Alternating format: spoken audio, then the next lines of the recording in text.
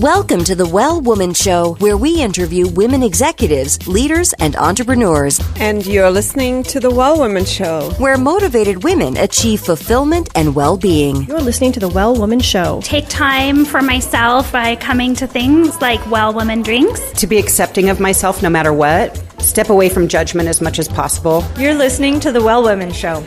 You're going to be in for a good ride. I don't regret anything. Everything I've ever done, I've learned from it, one way or another, good or bad. Being a little bit selfish for yourself, put your own oxygen mask on first and then give what's left. I'm a woman. I would prefer to tell my own story. My story, though it's very personal, is universal. You're listening to the Well Woman Show.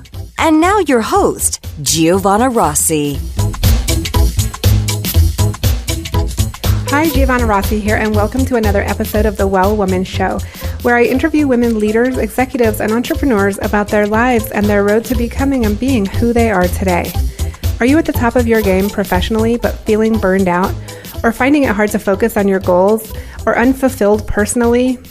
Or are you in transition, simply juggling so many things you find it hard to take care of your own needs? Well, you're not alone. We all need to activate the 4 universal superpowers. These are the internal strengths and abilities we all already have but don't use all the time. Superpowers can be cultivated, and they include awareness, intuition, action, and acceptance. Toward the end of the show, in a segment called Superpowers for Success, I ask my guest about her superpowers, and the answers will give you the strength, perspective, and power to live a well-woman life. I'm so happy you're here, so thanks for tuning in. This episode of the Well Woman Show is brought to you by Collective Action Strategies, supporting organizations that support women and families, and by Well Woman Life Movement Challenge Quiz, your resource for living your best life. If you're in burnout or major transition, this is your time to figure out what's holding you back from making the changes you need to make in order to live your fullest, most joyful life. The cause of all of our challenges, personal or professional, can actually be rooted in the lack of internal superpowers and or external supports. Our Well Woman Life framework tells you which stage of the Well Woman life cycle you're in and what to do about it so you can truly live your best life. You can find out more at wellwomanlife.com/quiz. I'm so thankful for support from Natural Awakenings magazine in New Mexico, a monthly green, healthy lifestyle publication, and for support from High Desert Yoga, promoting optimum physical health, clarity of mind, and spiritual inspiration for all. Hello, well women. As I am recording this, I'm getting ready for Thanksgiving. Here in the U.S., it's Thanksgiving holiday this week, and so my kids are off school, and my mom just arrived, and there's just a lot going on. We have birthdays and all kinds of stuff going on. We're going to go on a little trip after Thanksgiving for the weekend. And it occurred to me that there's a lot of stress around this time with people's expectations of themselves and other people's expectations of you during Thanksgiving. There's just extra stress with, family and what we're supposed to be doing and on a personal level. And then there's the professional stress of do I take time off? How do I balance this? And then there's the global stress, which is the issues that arise out of the conversations from the elections, from politics, from should we even be celebrating Thanksgiving, and discussions around racism. So lots and lots to think about and lots going on. And I just want to remind everyone that when we're talking about being a well woman or living a well woman life, this is not supposed to be the, judgment of a perfect life. Absolutely not. What we're doing here is really living into the reality of being a woman in this time, in our world, in our society, and what all of that means with all of the different backgrounds and experiences that we have, and what we're uniquely bringing to the table as a woman. And being a well woman means so many different things. And it certainly doesn't mean being super healthy and fabulous all the time. In fact, it means embracing the messy and really feeling it, and also really trying, really living intentionally and living in the best way that we can, that we have the goals, based on the goals we have for ourselves. So, and not other people's goals. So a lot of it is about ditching other people's expectations and really finding what's true for you and living into that. And there's a lot more. We talk a lot about this all throughout the different shows, but definitely join us in the Facebook group if you want to share that experience a little bit more with other women. Facebook, wellwomanlife.com/Facebook. Join us there. And also, you can take our quiz to find out where you are on the Well Woman Life Cycle, which is wellwomanlife.com/quiz. I'm excited to share with you today an interview with an amazing woman who is a world-class athlete, a fitness and wellness expert, TV host, cooking enthusiast. She is a mother of two, and Laila Ali is the youngest daughter of late boxing icon Muhammad Ali. She herself is a 2-time Hall of Famer and 4-time undefeated boxing world champion, whose record includes 24 wins, 21 of which were knockouts, and 0 losses. Laila is heralded as the most successful female in the history of boxing, of women's boxing. And in 2002, when women's boxing was included in the Olympics for the first time in history, Laila was the first woman in history to provide expert commentary for NBC Sports. This week on the show, Laila and I talk about her life as a boxer, author, and lifestyle expert, as well as her perspective on the pros and cons of being Muhammad Ali's daughter. She also shares about her latest project with the What's Next sweepstakes. And you can head over to wellwomanlife.com/143show for all the links and information about this show, including the link to the What's Next sweepstakes that Laila Ali talks about on the show. Stay tuned for my interview with Laila Ali. I'm speaking with Laila Ali. Welcome to the program. Hi, thanks for having me. It's so good to have you on the show. You have so much going on. I want to totally dive into your story and who you are and what you're up to now. But let's just start, first of all, by asking you to share with listeners, who are you in the world today, Laila? Oh, that's always a fun question. Well, I am I guess I think of myself as a mother and a wife, a businesswoman, former boxing champion, undefeated, 24-0 with 21 knockouts, 4 world titles. And I'm also a fitness and wellness expert. So, got a lot of things going on. And a cooking enthusiast. Yeah, that's right. I mean, you have a lot going on. And so on the Well Woman Show, I often speak with women who have a lot going on. That's kind of the theme of the show. We have all these women who are, while they're not always moms, a lot of them are moms or at least nurturers in some way, business owners or professionals, and also, leading philanthropic endeavors and all kinds of things. And it seems like you are doing that and then some. Yeah, you're right. We do all have a whole lot on our plate. And for me, it's just it's a matter of finding the balance, always trying to find the balance, because we want to be there for everyone and everybody while still pursuing our passions and our goals. So That's the fun part of life, figuring it all out. Yeah, exactly. I mean, that is the journey, right? Figuring that part out. And that's actually a main topic of this show, is sort of how do we integrate all of the different aspects of who we are as women, as humans, as, people in the world. And So what kinds of things do you do to integrate work and life and all your projects and still hold on to who you are?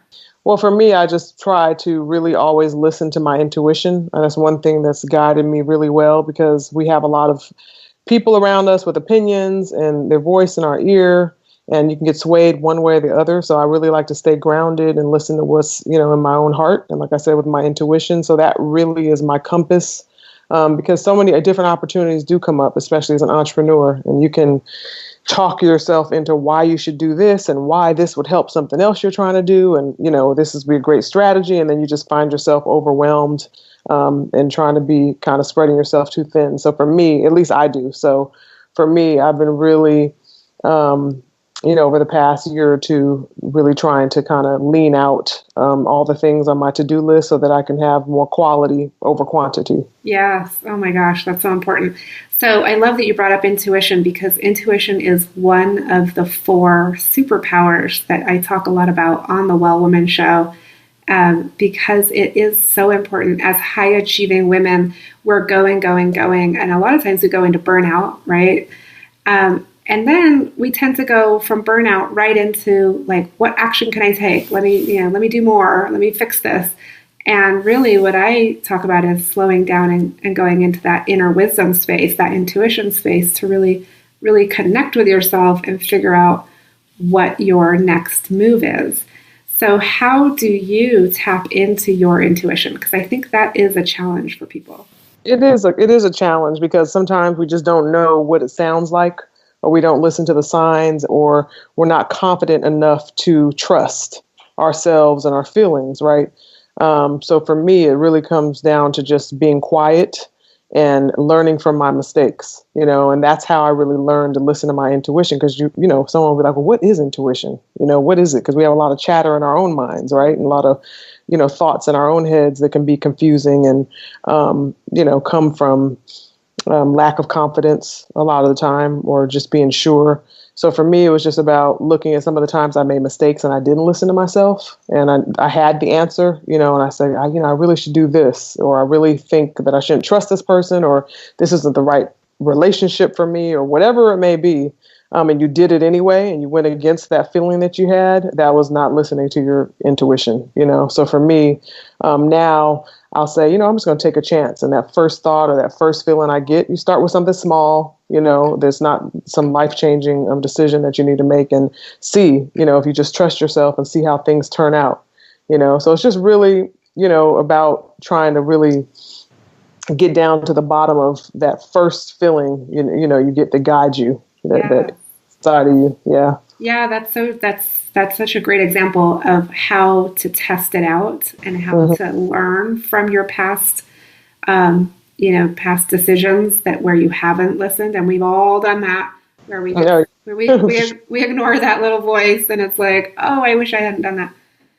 I tell you what irritates me the most is when I don't listen to myself and I listen to somebody else instead, and then you end up doing the wrong thing. And I'm like, man, I had the answer, So, yeah. But I mean, you can't get on yourself about that either, because you're supposed to have people around you that you can trust and that you can ask opinions, because you're not always going to just go off of it yourself. So that's why it's just as important to surround yourself with people that you can trust, who have your best interest in heart, and have had a lot of experiences on their own that might have a little more wisdom than you, so that when you're not sure, you can at least get that to go run that by someone else and say, here, this is what I'm thinking. What do you think? But ultimately now I always, even if I have that conversation with someone that I trust, this is my little group, if they can't convince me, they don't say something that makes me agree and say, you know what, you're right, then I'll still go with what I feel over what they say at the end of the day. Yeah. No, I think that's such a good point, because we do need to surround ourselves with strategists and really look at the research and the data and look at those factual, strategic moves. But at the end of the day, it's got to feel right. And do you think that's a particularly feminine thing, or is it something that everybody could be tapping into, but they just don't? I think I would say that it would make sense for everyone to have an intuition, because we all have to live this life and we all have to be able to trust ourselves. So I would say, just from what I know about life and spirituality and balance and people, we should all be able to listen to our intuition. I think that, as women, we're just more sensitive to certain things and other people's feelings. And I think a lot of times that'll get in the way. Laila, I want to turn to the topic of identity, because I think for women, we have these labels and these titles, and we're a mom, or we're this, or we're that, and we get really attached to those identities because they define us. And you in particular, with such a famous dad, Muhammad Ali, such a American hero, really.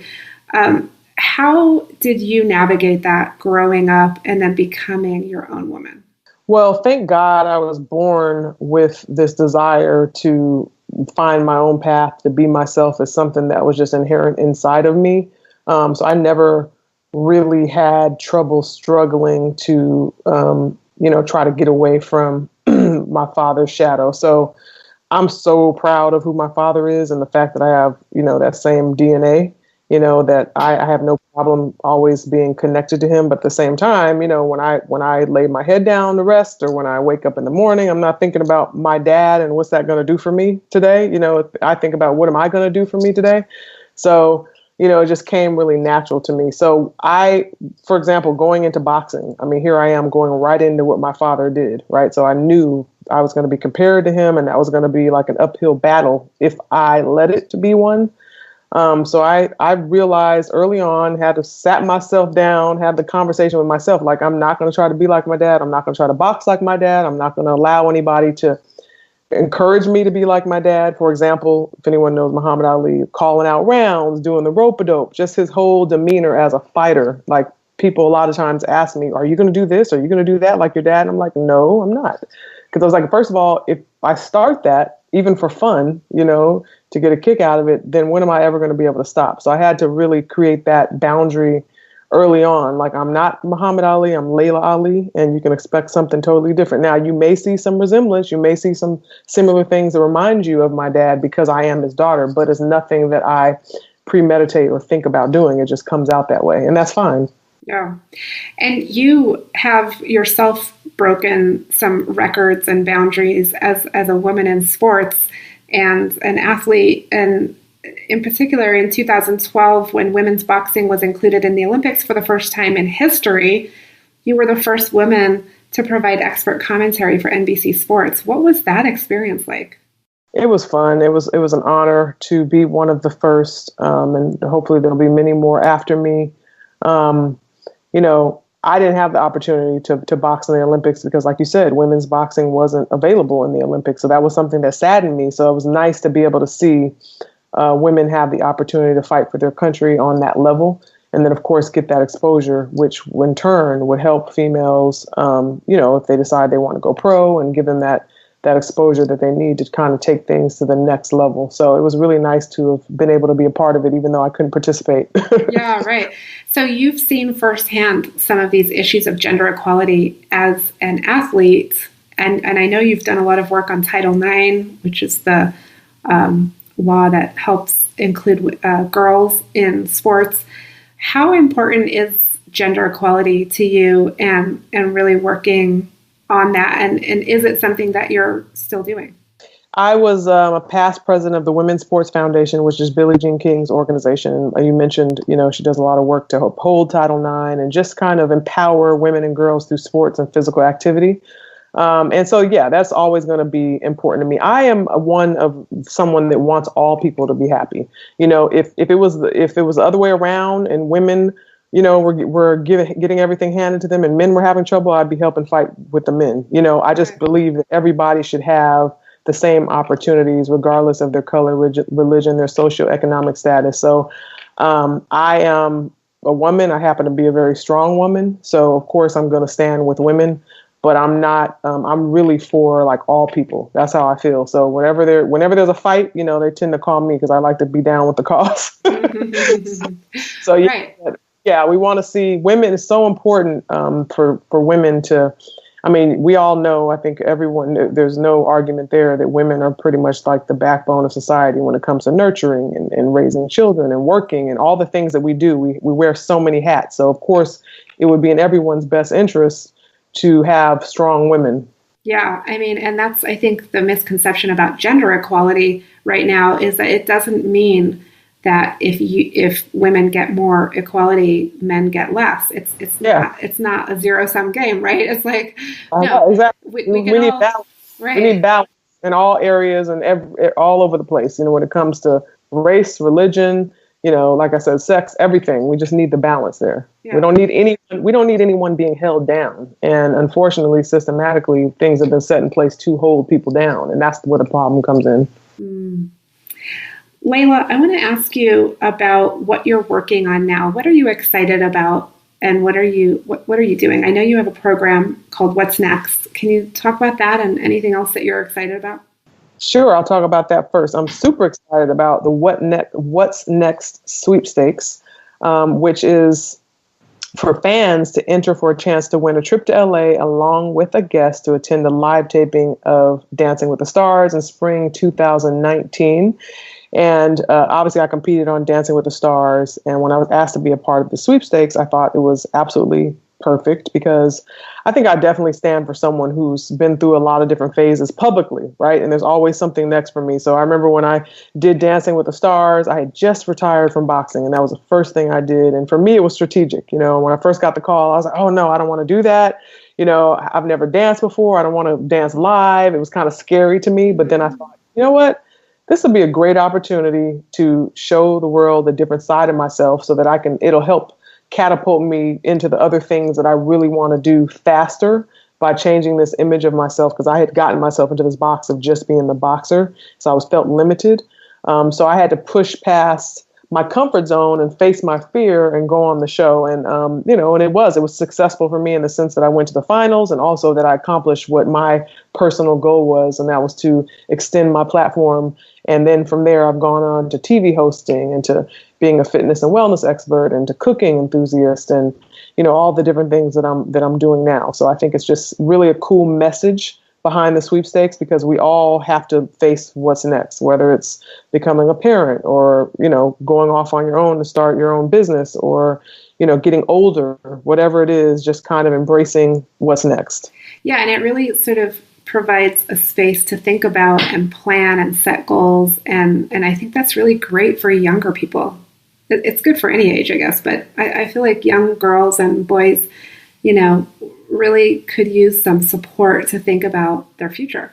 Definitely. I mean, right now with social media and TV and the way things are, the kids of today are definitely being raised and have a different outlook on life than some of us have. You know what I mean? from generations before. So I'm still trying to tweak my mind so that I can resonate with them in my messaging. But I think one thing, they do need to understand is you're not always just going to be young, and it's not always going to be right now what's happening in the moment, and that you do have to think about your future. So definitely. Yeah. I love it. I get my messaging from my kids. Right. Okay. I ask them and then they tell me, all the cool words at school right now. And I'm like, okay, that's where we're headed. My kids are 7 and 10, so I have a ways to go. But yeah, my son is starting to look at me now, and I'll say certain things to him, and I'm trying to use reverse psychology. He's like, "Really, Mom?" And I'm like, "Oh God, I gotta get a little slicker with my lessons, because he's starting to catch on to me." Yeah. No, that's funny. Mine are 6 and 9, so we're same age range, but still, you get these little hints of like what's cool at school, Oh yeah, definitely. So funny. Okay, so listeners can go to winwhatsnext.com to find out more information about this sweepstakes that Laila Ali is involved in. And Laila, I want to ask you, what is, we talked about the What's Next sweepstakes, but what is next for you? Is there something next? And what would be the ultimate goal for you, for your life, for your career? I've always been an entrepreneur. Before I started boxing, I had my own nail salon and business by the time I was 18. And I started that, building up a clientele and subleasing space and being so young, having all of that responsibility. But I loved it. I'm the same way now. So right now I'm in the process of coming out with my own nutrition supplement line. So I'm working on that. And I'm also doing some spice blends that are like an extension of my cookbook, Food for Life, which released in January. So I really want to take Laila Ali Lifestyle Brand to the next level and start doing consumer products that are, good for you, organic, non-GMO, things that you can feel good about using and that will help enhance your life and help you be the best that you can be. So that's really what my focus is. And just think of, say, like a Martha Stewart. That would be my ultimate goal. Yeah. Now, when you say an entrepreneur, do you have a team around you that helps you develop all of these things all the time? Or do you create a different team for each project? Like how do you operate? I mix it up. So I have my team that's always there, just with everything that I do. But then a lot of times I'll have to add to the team. So I'm very hands-on, more hands-on than most people would, expect. People get phone calls from me and they're like, this is actually Laila. I'm like, yes, because I like to just kind of get into the nitty-gritty of it. But like, if I say, for example, with the nutrition line, if you're dealing with something I've never dealt with before, which is creating labels, and then having to do nutritional labels, then I have to first assess what I'm going to need and who I'm going to need to add to my team. And sometimes it might be temporary. I might have to hire a company to handle some branding strategy or content strategy, all of that. So, I definitely have to make changes along the way. Okay, Laila, we're going into the segment called Superpowers for Success. So I want to ask you a few questions, and your answers will help listeners really identify some strategies for their own lives. And the first question for you is, what does success in life mean for you? Success in life would mean, for me, it's about doing what I love and what I have a passion for and being able to make a living doing it while still being a full-time mom to my kids. That's for me, because a lot of times I think we feel like we have to choose one or the other. If you're really, really like this boss businesswoman and you're handling things and you're traveling all the time, and then somebody's going to take the back seat there. So for me, it's really about finding that balance. And it's not easy to do. And what does your partner do? Like, does he or your husband? What does he do? And is he involved in the business, in your business? My husband used to play in the NFL.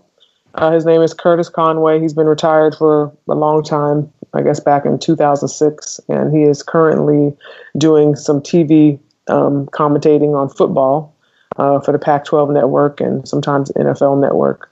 But yeah, he really is still in the process of figuring out what exactly he wants to do. That's something athletes go through, is saying, okay, you have all these different opportunities, you're keeping yourself busy, you're doing a little training here, a little TV there, but what is that thing that's really going to sustain me and get me excited? Because we loved I loved to box. He loved to play football. It didn't feel like a job.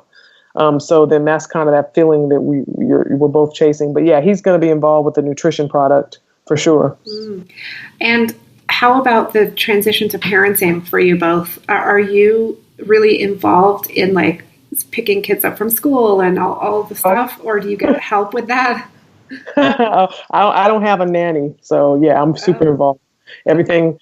Yeah, my husband and I, we work it together. So for example, I host a show called Homemade Simple on OWN, and we shoot once a year for like 11 weeks. And we know, okay, mom's going to be shooting 5 days a week. I usually leave the house. I'm out of the house by 6 a.m. I don't come back till like 7 p.m. So during those 11 weeks, my husband's getting the kids up and packing lunch and, doing hair and dropping and picking kids up from school. But when I'm not working and I'm home and I'm not traveling for speaking or something like that, then, I do breakfast. I do my daughter's hair. He drops the kids off and then I pick them up, and then if things come up, I'm like, babe, I need you to pick up the kids today. And then every once in a while, yeah, and then there's soccer practice. I'm at soccer practice. I'm at, the grocery store, literally. Like that's me. Like they know me in my neighborhood. But when something does come up, then yeah, if one of us can't do it, then we'll get my mom or a friend, or every once in a while I'll have to have a nanny. But I think I kind of overcompensate in that area because I grew up with mainly nannies, and I didn't want that for my kids. I actually want to raise my own kids, so that is super important to me because I remember having conversations and people saying things to me that shaped the way I looked at my life and other people that can never be taken. I mean, I shouldn't say can never be, but that I lived with for a long time that my parents weren't even aware of. Something someone said to me that got to my head, and I want to reduce those moments as many as possible for my children. Yeah, I know. We always want to do that, do things differently, right? Than the way we were parented. Laila, when did you know you were really good at what you do?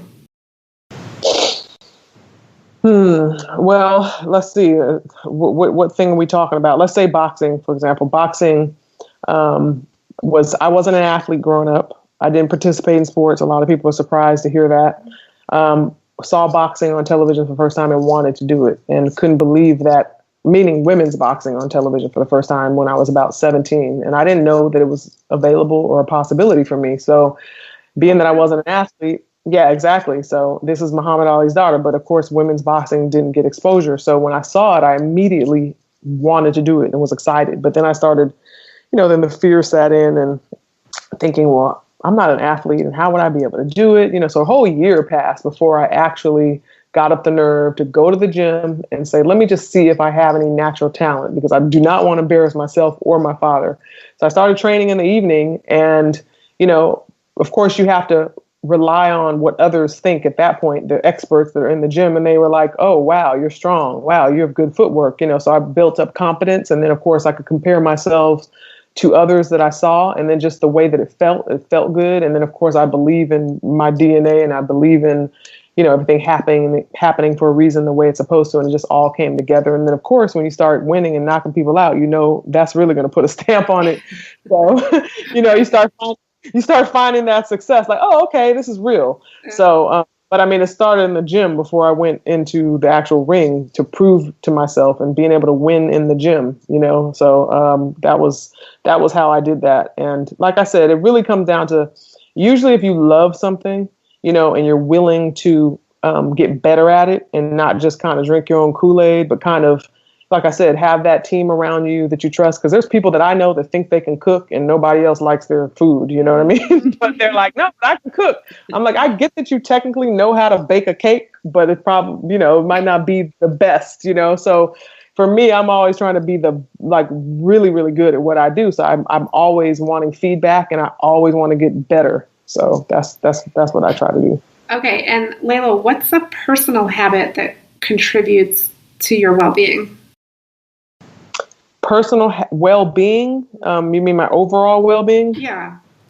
Listening to my body, really being in tune with how I feel, whether it's emotional, if something's bothering me, I get down to the root of it. And if I need to have a conversation with someone to get something off my chest, even if it's going to be uncomfortable, I'll do that because I understand that, it's just only harming me to let it sit. So that's something that I think that is a habit of mine, is just being very transparent and upfront and very clear on how I feel, and not being afraid to let people go, let people go out of my life. If it doesn't work, if it's relationships shouldn't be hard work, or one-sided, and I'm really clear on that. So I think that has definitely contributed to my overall well-being, is just keeping my core group pretty small. And like I said, quality over quantity. I love that. What superpower did you discover you had only to realize it was there all the time? Ooh, that's a hard one.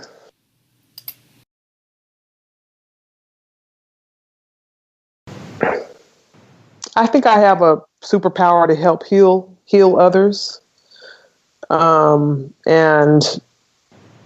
I had a friend of mine who brought that to my attention, she just said, she's always like, you're like an angel. Whenever you come around, I just feel better. Or, when she's going through something, or one time she was in the hospital and she almost lost her life. And I came and she said, you don't understand. Like, as soon as you came, it healed me and I started feeling better. I'm like, girl, you're crazy. What are you talking about? And then I've heard that from other people and have seen it myself. So I think just that energy that's there is really strong and is positive, can really help heal others.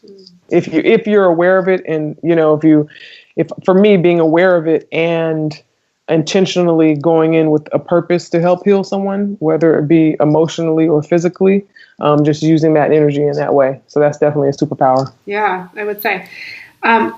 What advice would you give your 25-year-old self?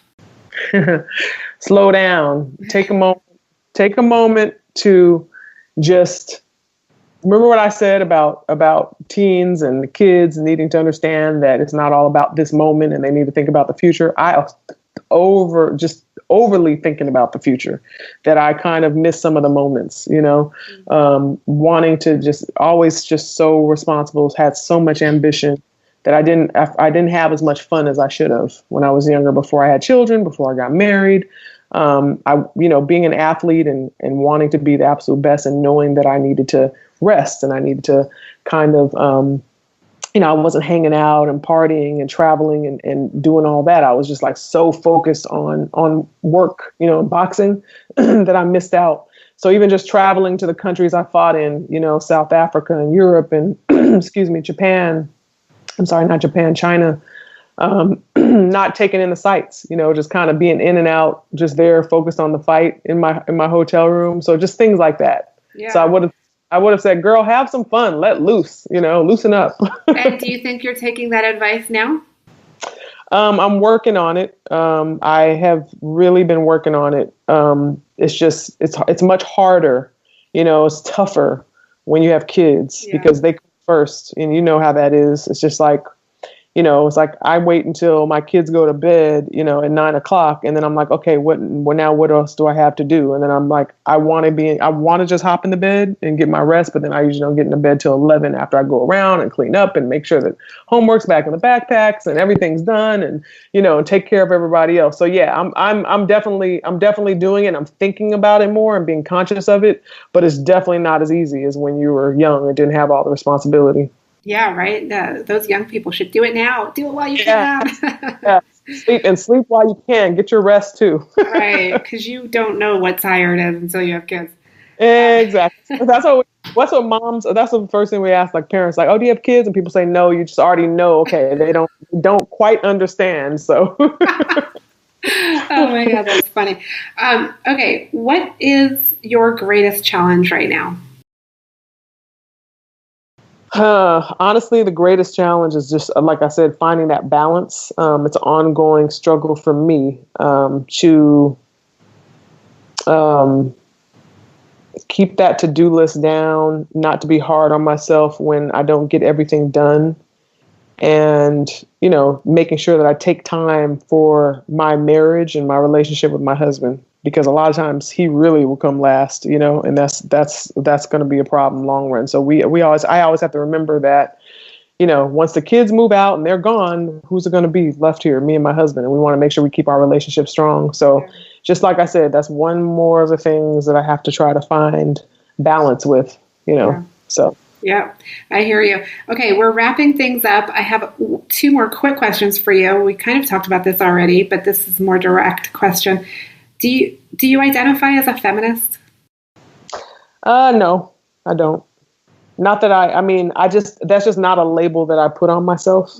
And being that the feminists that I know, I'm not really like them. I don't really think so much like them. Like I said, I'm more for everybody. So I would hate to say that, but I'm definitely feminine. I definitely love women. I love everything about us and everything about myself. And I wouldn't change it for the world. I wouldn't want to be anything but, a woman.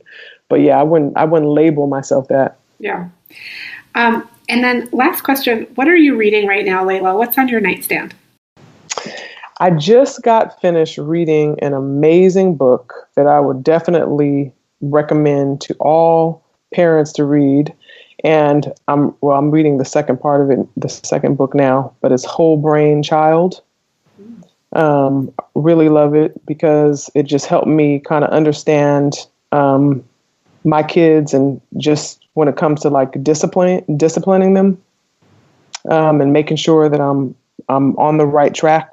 My daughter can tend to be pretty challenging. So, but it's opened my mind up. So yeah, whole brain child. Okay, awesome, Laila. It's been such a pleasure speaking with you today.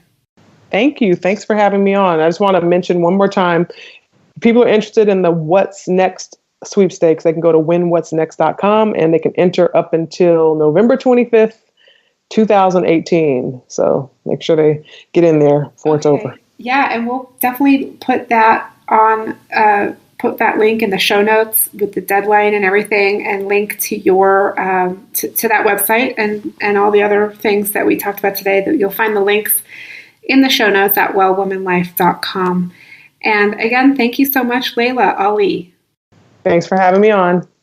That's it for our show today. Remember, if you need support to live your Well Woman life, head over to wellwomanlife.com/Facebook to join us. Our monthly live event, Well Woman Drinks, brings women together to share our successes and challenges as women, leaders, moms, aunts, sisters, and all the other roles we carry. If you'd like to attend a Well Woman Drinks near you, or if there isn't one in your city yet and you'd like to start one, email info@wellwomanlife.com. If you enjoyed the show, please take a moment and subscribe in iTunes and leave a review. This helps raise visibility, which is super helpful when it comes to producing the show every week. For feedback, comments, or just to let me know you were listening today, find me on Facebook, Twitter, and Instagram @WellWomanLife. I'm Giovanna Rossi for The Well Woman Show. Until next time, have a super powerful week.